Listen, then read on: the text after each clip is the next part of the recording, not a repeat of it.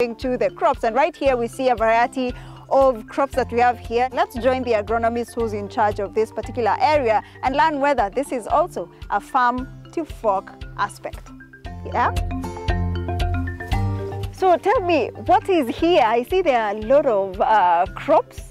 Tell me about it, and I see it has different structures. Tell me how you plan for this. Here I do everything organic, and you find I'll begin with the soil health management, whereby I do use insect frass because we keep the black soldier flies.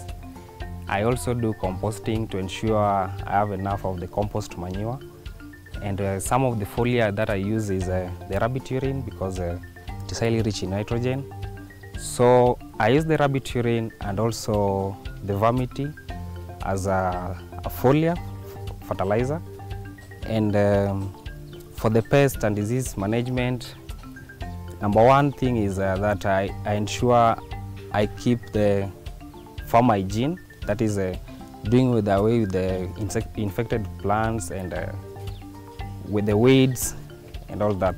I also plant some of the marigold to keep away some specific pests like the mobile beetle, free mobile beetle, that can be affecting some of the vegetables. That's quite interesting.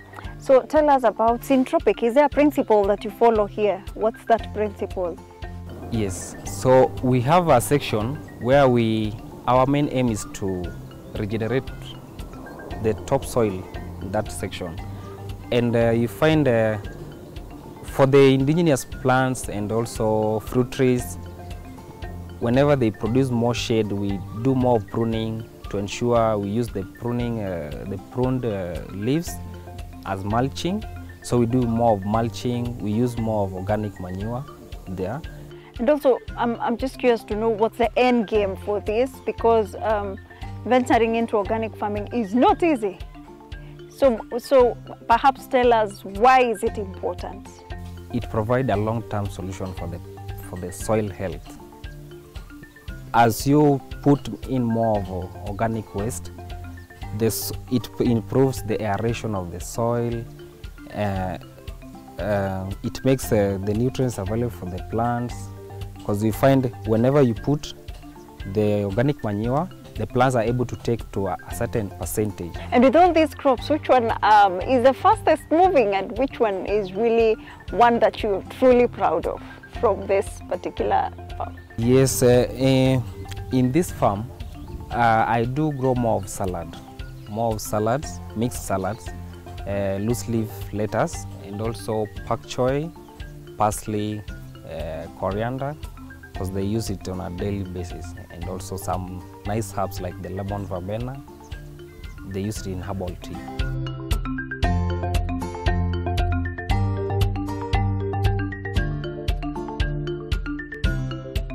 Linda, so tell us about this section. Okay, so this is our value addition unit, which also doubles up as our storage unit. We do most of our processing on farm. Which variety is this that you have? And why this variety as opposed to the rest of the varieties? Okay, so the mushrooms we have currently on farm are the white button mushrooms. And we prefer this over other varieties because of ease of maintenance and also likability by the customer. So most of our consumers are happy to have the white button mushrooms, and it's easier to maintain them on farm and also maybe transport. So that's why we chose the white button over the many other varieties that we have. And you've talked about management. How is the management practices for that? How do you ensure that it gets to this point at a good, when it's in good state? Most of the processes in the mushroom production always require us to be able to maintain certain temperatures and certain maybe measures of humidity.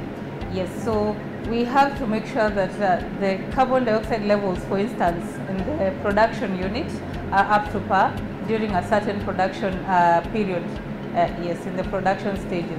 And tell us now about, is this just for the local consumption for the hotel, for the lodge, or also you want to diversify to even selling it as a product? Initially we started the project to be able to supply our lodge, But over time, we have been able to build up the project so much that we have surplus production. So we are happy to also sell some of whatever we have left to our customers outside. Yes. We have different packages for the produce. We have a 200-gram package and also a 350-gram package. So the 200-gram package will retail for anything up to 200 shillings, and the bigger package, that's the 350-gram, will go for about 250 shillings. And also for your clients here at the lodge, yes, they ask for mushroom soup. That must be a good quality that you have here. Yes, it's very interesting that you can do a lot with the mushroom. You don't have to just make it fresh. You can always preserve some to use as dry mushrooms.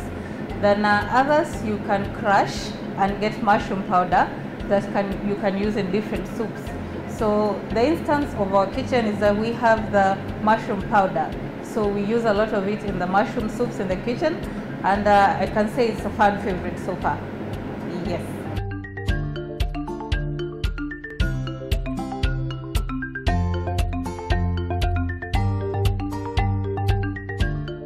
So kindly introduce yourself. Hello, my name is Blasio Egesa. That's my sign name. And I work at Ololo Farm. And my work is slaughtering the poultry. And after I slaughter them, we hang them there so that they can be able to dry. And after I distribute them to different places like Karen. So after we slaughter the chickens, the poultry, we put them in warm water, which helps to remove the feathers. Then after, we clean them in disinfected water so that it's clean. Then we move them to this room. Then hang them so that they are dry. Then sometimes we also count the number of poultry that we have slaughtered. And we separate the different parts of the poultry, like the breast and the wings. Then at night, that's when we start packing them so that in tomorrow morning they are distributed to different places. And how did he learn this job? Because being in agriculture is not easy. How has it been for him? Before, I studied in Mumias. That's where I grew up, and I studied there. And I was not aware about anything to do with agriculture. That's when I moved to Thika after class 8. So I started learning a bit of rabbit farming. After I left that work, and I came to DO organization. But after COVID, there was no job.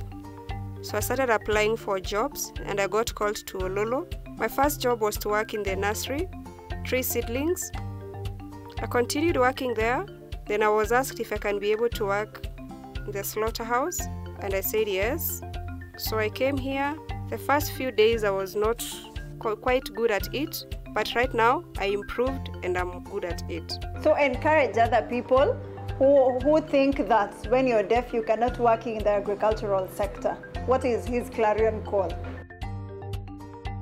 So sometimes a deaf person can say they cannot be able to work, but if you're able to see, you can be able to learn. Like for me, I was able to learn when I came here because I was able to, I saw what my leader was doing and I was able to know the steps. And after I repeated whatever I was seeing, so sometimes you may say that something is hard, you want to leave it, but it's possible. You just continue and everything is going to be easier.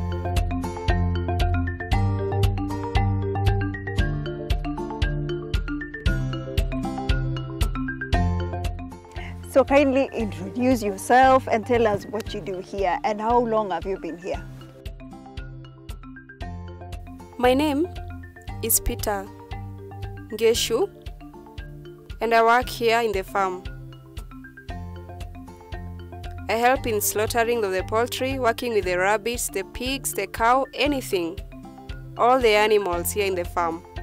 So how did you train for this? Me, I love farming, but I did not study it in school. When I came here, the staff here taught me, everything about the farm. The first time when I came here, I used to work in the farm, different crops like the fruits.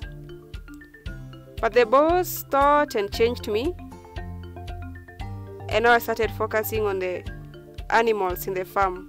Before it was only a cow, but later chicken, rabbits, pigs were added in the farm, and they are all strong.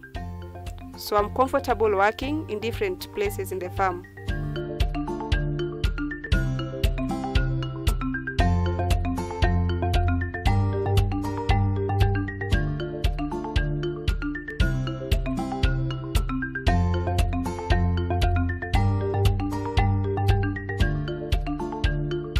Today we've seen how innovative integration of crops as well as animals can really create a sustainable as well as a productive farm. And what is truly mind-blowing in this farm is the fact that they've integrated the deaf community, and they are playing a crucial role in ensuring that this Ololo farm thrives. So thank you so much for being part of the show today. Until next time, my name is Linda Koskei. See you next Sunday.